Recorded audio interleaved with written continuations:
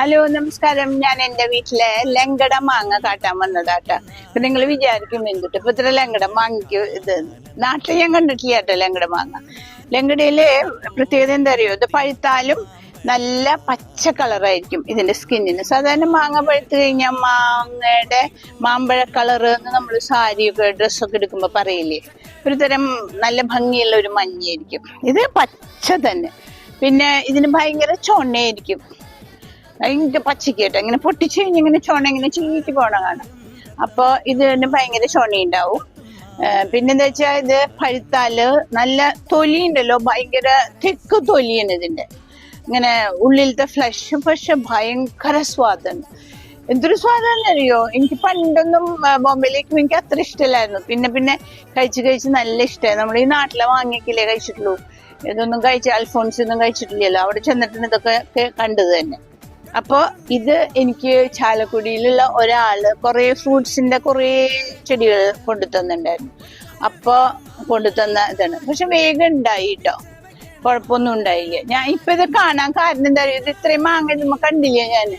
അപ്പോ ഇവിടെ എന്താ പറയാ, കശുമാവ്, ബറാബ, മരമുന്തിരി, പിന്നെ ചാമ്പ, ബബ്ലൂസ് നാരങ്ങ, അങ്ങനെ ചിക്കു എല്ലാം ഞാനില്ലേ ഇങ്ങനെ പറ്റ വെട്ടി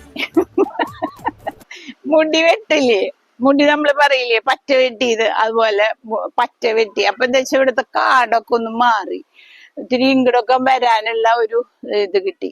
അപ്പൊ ഇതിനെ പറ്റ വെട്ടിയപ്പോഴാണ് ഇത്രയും മാങ്ങ കണ്ടു. ഒരു 10-50 മാങ്ങ ഉണ്ടാവും എന്ന് വിചാരിക്കുന്നു. 2-3 വീണു. അതിലൊരെണ്ണ എനിക്ക് കിട്ടിയുള്ളൂ പഴുത്തിട്ട് കഴിക്കാൻ. ബാക്കി അത് എനിക്ക് തോന്നുന്നു വാവില് കുത്തിയൊക്കെയായിരുന്നു. ഇനി എന്റെ കയ്യില് കോച്ചേരി മാങ്ങയുണ്ട്. ഇത്ര വലിയ മാങ്ങയൊന്നും ഇല്ല കേട്ടാ വീട്ടിലെ. അത് കാരണം എന്താ പറയാ, നമ്മുടെ ചന്ദ്രകാരൻ മാങ്ങയില്ലേ, ചന്ദ്രകാരൻ, ആ മാങ്ങയുണ്ട്. ഇത് ചന്ദ്രകാരൻ എന്ന് പറഞ്ഞിട്ടാണ് അയാൾ എനിക്കിത് കൊണ്ടു തന്നെ കാച്ചപ്പോ ഇത് നല്ല അസല് ലങ്കട മാങ്ങി. അപ്പൊ ഇവര് കൊണ്ടുവരുന്നതൊന്നും വലിയ കാര്യത്തില് വിശ്വസിക്കാൻ പറ്റില്ല, അറിയാത്ത ആൾക്കാർ കൊണ്ടുതരുമ്പോഴേ. അപ്പൊ ഇതുണ്ട്, കോച്ചേരി മാങ്ങയുണ്ട്. കോച്ചേരി മാങ്ങ നല്ല വലുതാണ്, പക്ഷെ എനിക്കത്ര ഇഷ്ടായില്ല. ഭംഗിയൊക്കെ ഉണ്ട്. 1 കിലോളം ഉണ്ടാവും ഓൾമോസ്റ്റ് ഒരു മാങ്ങ.